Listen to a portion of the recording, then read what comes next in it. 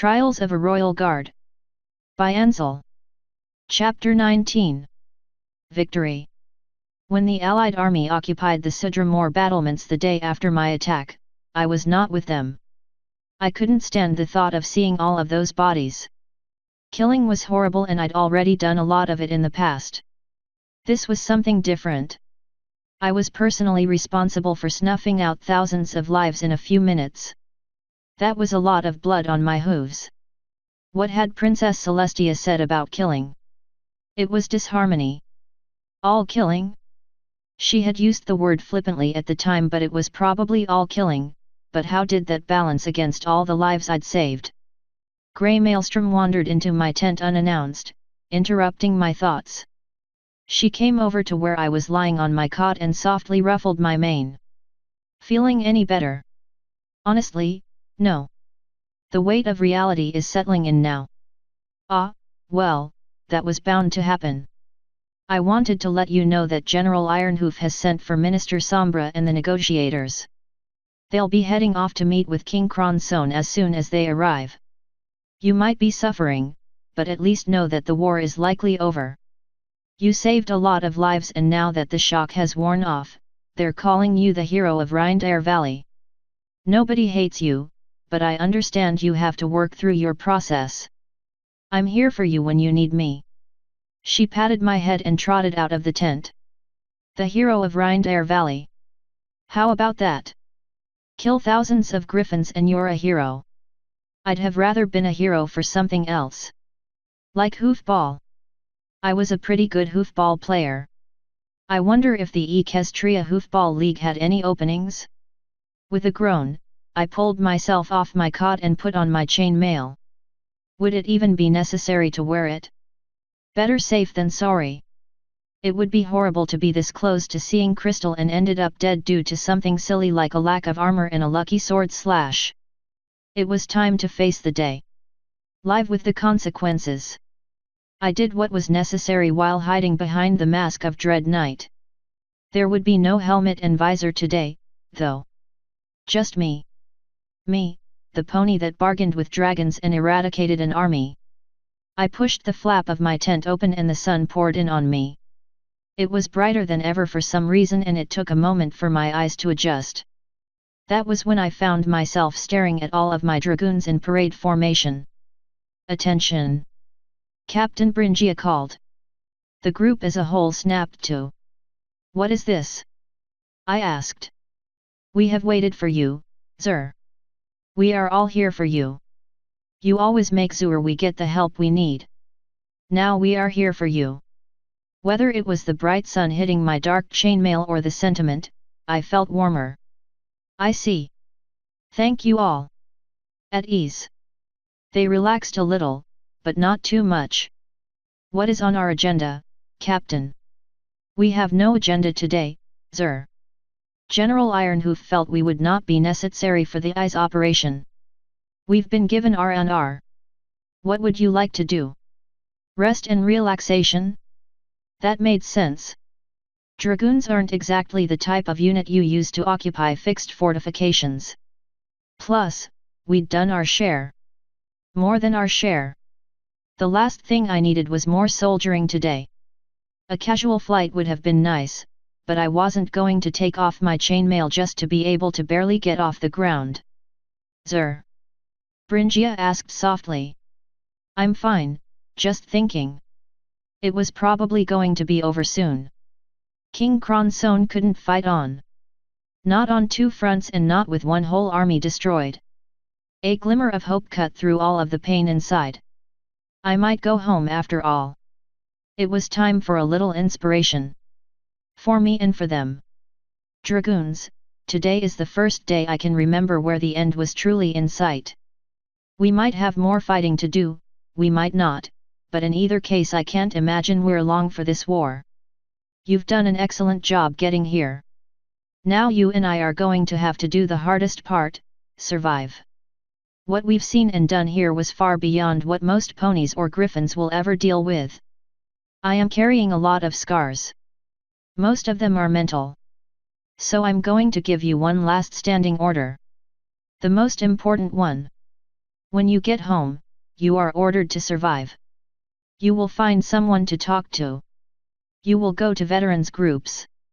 You will try your best to get to anyone that can understand and, if you can't, you'll come to me. That goes for you Griffins, too. Am I being clear? As a unit, my dragoons bellowed, yes, sir. Good. I'm going to need you, too, and I'm going to have to do all of those things. I've been bad about it in the past, so to ensure I'm not a hypocrite, I'll change. I'm going to do my best to leave the soldier here and I, Silent Night, will come home. I'll come home, they repeated solemnly. The weight of it all started to close in on me again. We were going to go home. How would that feel? What would it be like? My nose wrinkled and I fought back tears. Crystal. I shook my head, pushing away the dark thoughts. When I found my voice, I asked, does anyone have a hoofball? If we're on R&R, let's break up and play a few games. Captain Bringia turned, Zomion find a hoofball. Zedial one if necessary. There were some chuckles at that and several of my dragoons went off to presumably find hoofballs. Bringia leaned close to me. What is hoofball? It is an amazing game. Let me tell you all about it. My black dragoons had not moved our camp once the Rhindair Valley Citadel had been occupied by the Allied army. A roof may have been nice, but our tents were fine and the weather was cooperating. Plus, to be frank, I just didn't want to be in that place, and they knew it. Thus, while the other units shifted any of the undamaged bolt throwers to the opposite battlements, settled into the bunks of their enemies, and prepared for defense, we remained where we were. No orders had come down to the contrary. As far as I was concerned, I'd never set hoof in that citadel. Another couple of days had passed before several airships from the north arrived and were tied off to the battlements. Those, I presumed, were the negotiators. It was time to pressure King Kronson into surrender. My officers and I were sitting around a campfire when I caught sight of a group of ponies approaching us. It was a whole section of palace guards with one obsidian stallion in between them. We all stood up as they approached. Minister Sombra. This is a surprise, I said. He waved a hoof, gesturing for us all to sit. I didn't. Truly, Major? You bring us to the cusp of victory, force open negotiations, and are surprised that I'd visit? To be honest, I thought you'd be up there at the forefront. General Ironhoof feels you'd be happier here, however. The general knows me well. The minister nodded and took a seat. I came to thank you. To thank you all, actually. You've all personally carried much of this burden for the kingdom of Equestria. You've helped us stand by our friends and allies. There is nothing more harmonious. Friendship is important. Loyalty is beyond necessary. The Black Dragoons exhibit these qualities in the face of the horrors of war. Therefore, on behalf of a grateful kingdom, I thank you. Captain Bringia and I briefly exchanged glances. As did the rest of my officers. Gratitude wasn't anything we wanted. It was tough to figure out how to respond. I couldn't not say something, however. Well, Minister, we appreciate that recognition. We just did our part, nothing more. Minister Sombra chuckled. Humble as ever. At any rate, I do have some news that I know will actually motivate you. Early this morning, a messenger from King Kronson arrived, offering a 10-day armistice and an invitation to his castle. We accepted both. It is over. Captain Bringia asked in disbelief. For 10 days, yes. Although I doubt we'll see much more aggression regardless.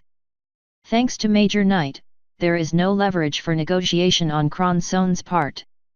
He has no northern army, he holds no heavy defenses between here and there. If he chooses to fight on, well, suffice to say, the outcome would be his permanent removal from power. 10 days. 10 days where there would be no fighting, no killing. When was the last time that happened? 2 years ago.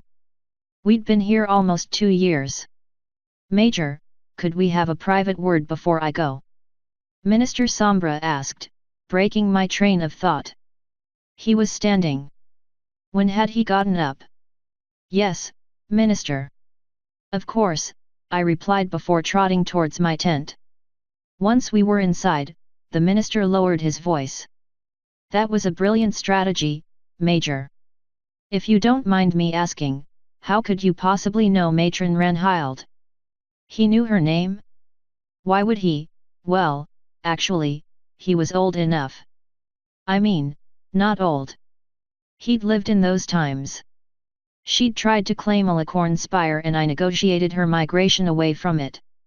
That is what gave me the idea. Brilliant. You didn't give away the kingdom, though, did you? I shook my head. No, sir.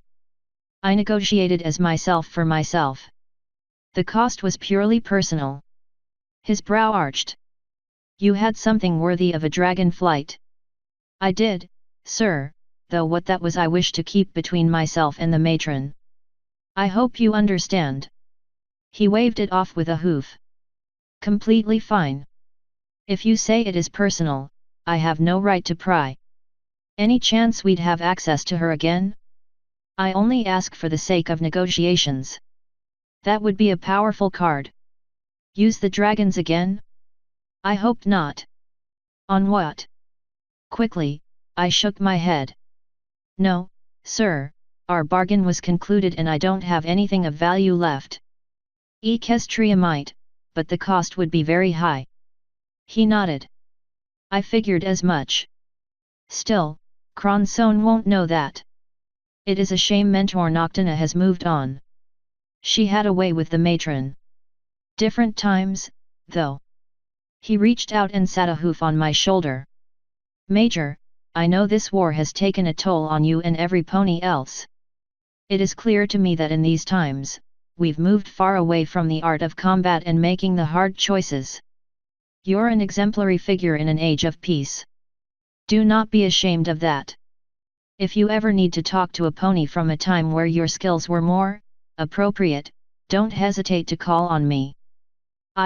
Yes, Minister. Thank you. The minister withdrew and replied, my pleasure. Oh, and I actually came here to reward you and your dragoons. Great, a medal. Yay. The Black Dragoons will be receiving the Equestrian Unit Citation. Yup, another medal. At least this one was a unit award. And you're all going home. How was I going to explain that a little what? Minister. Major, you've already done the heavy lifting. You and all of your lancers. This war may not end, but the major fighting is done. The princesses and I agree that enough is enough for you all. You're being deactivated and sent home, effective immediately. The Black Dragoons will be the first back. All of you. Any griffin that wants to become a citizen of Equestria just needs to show up in Canterlot with the rest of you. Your kingdom and your princesses are grateful. I've arranged for you to go home on the new TMS honor. She'll arrive quite soon. Sooner than you might even imagine. Pack your kit and get ready. In a week or so, you'll be seeing Equestria. My hooves started to tremble. We were going home. We were going home. Oh, we were going home. Excitement, fear, joy, dread. I felt them all at once. Thank you. He smiled. Gladly. Enjoy informing your lancers. Now, I've got to go negotiate with a stuffed chicken. Good day, Major. Good day, sir. Once he had left my tent, I trotted in a nervous circle. We were going home. Right away. We were going home. There wouldn't even be time to send a letter. I'd just show up. Would she like that? She might not like that. Of course she'd like that. My heart raced. I'd be able to get home before she heard about Rhindair Valley. Well, maybe. Probably not. I'd need to explain. I did it for her. No. Don't say that. I did it to save lives. I could figure that out on the trip back. I rushed out of the tent. Everyone, fall in. Fall in right now. The camp had been in a state of relaxed lounging. Now it was controlled chaos as all of my dragoons rushed into their positions, ready for action. It was only seconds for them to build our formation. Minister Sombra wanted to thank us all on behalf of the Kingdom of Equestria. He does not speak for Nordenver, but I'm sure King Ranald is grateful, too. We're also getting a unit citation. For what that is worth. There weren't any actual grumbles in the ranks, but I could read them in the faces. A soldier knows another soldier's expressions. Most important of all, however, we're going home. We've been deactivated. The roaring cheer that followed was loud enough that it was likely heard at the Rhindair Valley Citadel. It may have been heard in King Kronson's castle for all I knew. It was one of unbridled glee and relief. My ponies and griffins started hugging each other, the formation falling apart. All military order was lost, and that was fine by me. There is more, I shouted into the revelry. That brought the volume down a little as all of the eyes returned to me. We're to leave immediately. All of us. Any Griffin Dragoon that wishes to be a citizen of Equestria will be accepted without question. Otherwise we'll drop you off at home on our way back. So let's pack this camp up and get out of here. The honor is going to take us home. We're coming home. I've never seen soldiers so eager to break a camp down. Captain Bringia rushed over and threw her claws around me in a hug. I embraced her back, chuckling. Captain, how inappropriate. Is for ZE cute one. I can really be a citizen. You can. Not just a guest of our kingdom. You can even see tumble. Captain Bringia's feathers fluffed out and she shook with joy. I'm going to go pack right now. That made me chuckle. Her sheer excitement was infectious. Packing was a good idea. I returned to my tent and opened my trunk. The first things that went in it were my dragoon armor, retribution, and Stratus Knight's sword. I wouldn't need those for a while. I covered them all with my blanket and campaign cloak. Out of sight, out of mind. I started to pull my chainmail off but couldn't bring myself to do so. Better safe than sorry. In went my books, my letters, my documents, and everything else. The last thing to lay on top was my uniform. Throughout the entire war, it was doubtful I'd even worn it once. What was the point? Still, an officer needed his uniform. Before I left, I really should at least let Maelstrom know. Perhaps Exemplar Feral, too, but I didn't want any prophecies dropped on me. I poked my head out of my tent and motioned at the nearest dragoon.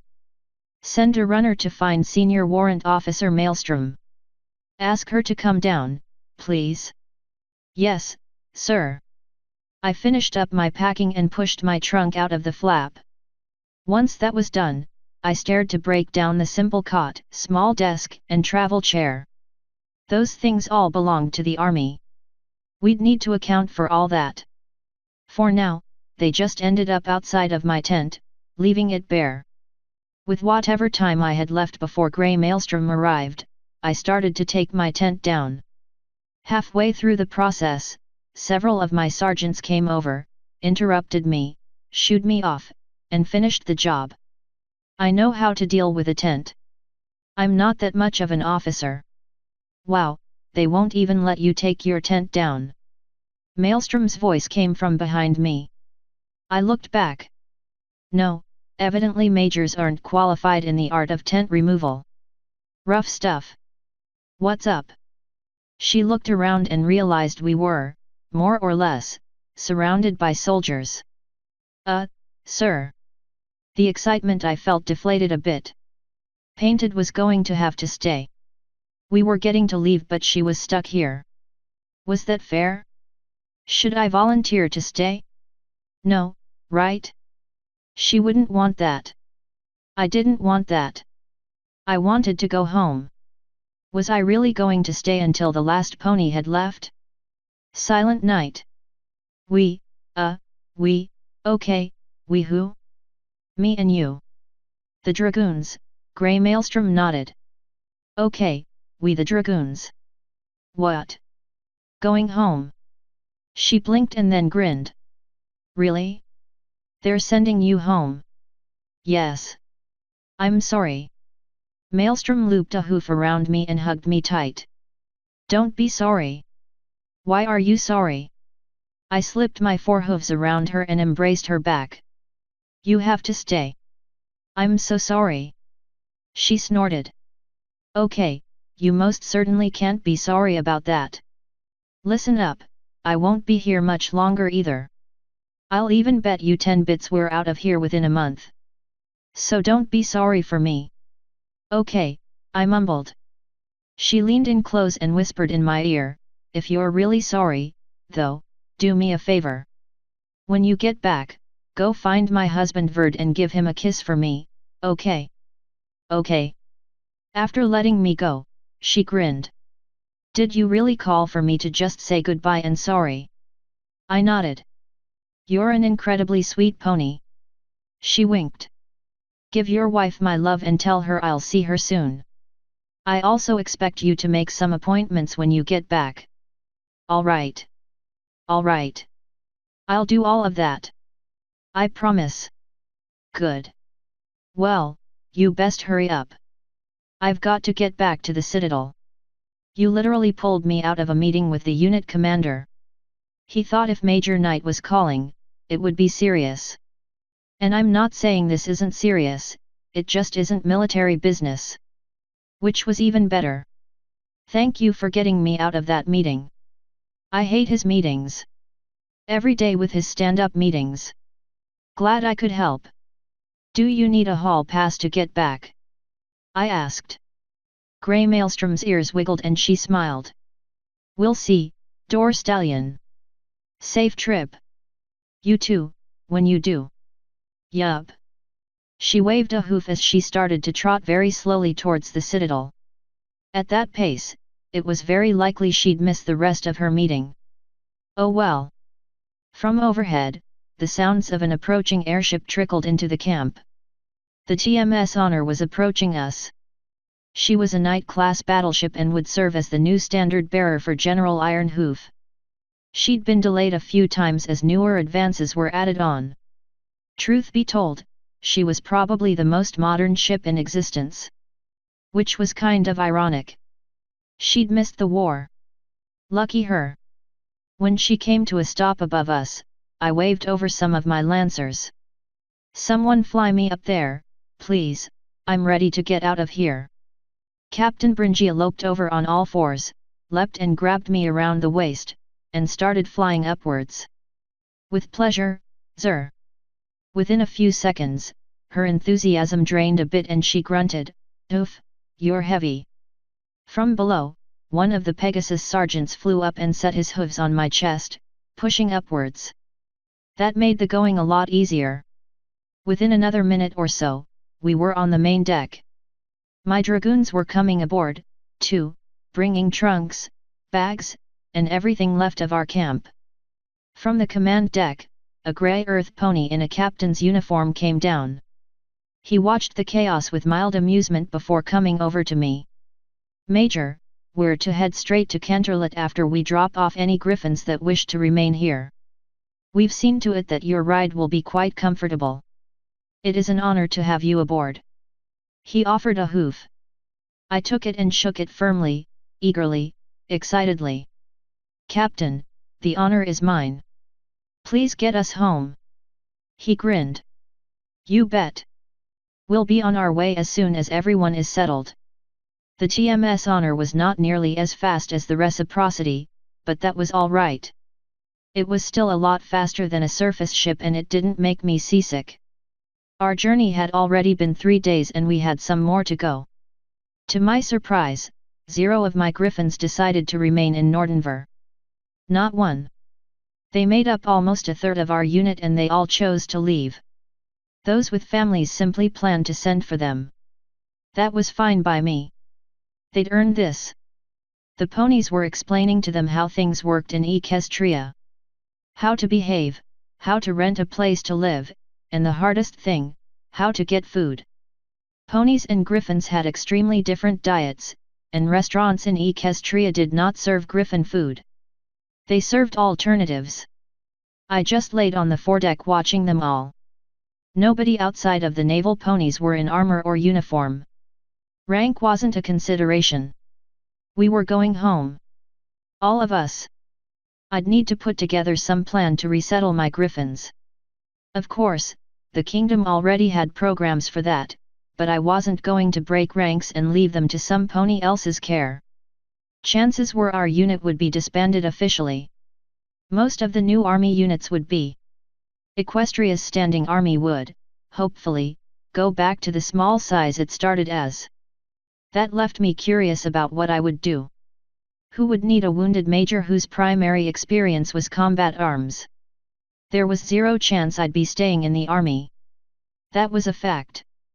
I'd put in my transfer return paperwork immediately. I'd be a royal guard or nothing.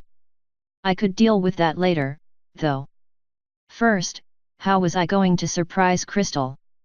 She lived in Canterlot with Winterspear during the week and in our place in the Crystal Empire during the weekend. She also traveled a decent amount for her career. What if she wasn't home? How should I approach her? Would she know me? Would I look the same? What about my wing? Major. The captain was standing over me. I blinked. Yes. We will arrive in 2 days for sure. Has everything been satisfactory? Captain, this has been the nicest few days we've had in 2 years. Do you happen to know what is waiting for us? He nodded. I have some orders for you, yes. I held off on giving them just so you could relax. My ear flicked. Bad orders? No, just, perhaps frustrating after being gone so long. Every pony coming back, sorry, I mean everyone, has to go through a processing center. The largest is in Canterlot. It takes a few hours, then you're released to see your loved ones. Although you have to come back every day for 2 months. Why? He cleared his throat. Adjusting back to a peaceful life doesn't happen overnight. There have been some incidents. Not that a lot of ponies have come back as a whole, but there was a steady stream of wounded. I ferried a lot of them home prior to getting this command. I understand. We'll be sure to follow the orders. It makes sense, though. To be honest, I feel a bit exposed just not being in my chain mail. I'm worried someone might shoot at me with a crossbow. Exactly. Things like that. The other good part of this is that the unit will stay together so everyone can help everyone else adjust. Smart thinking. Well, thank you for letting me know. I'll let the others in on it so they have appropriate expectations. As the captain wandered off, I sighed. One more hoop to go through. One more hoop between me and my wife. That's okay. She was worth the wait. Author's note. The war may not be over, but for the dragoons it is. Victory has been achieved simply in the fact that they've reached their goal, heading home. It seems very fitting for this chapter to fall on July 4th. If you are enjoying this story, please consider taking a look at Crystal and Maya's website quillandblade.com for extra content such as mini-stories, an Ask Us form to submit questions, responses to said questions, and special rewards for the awesome folks who support our Patreon. End author's note.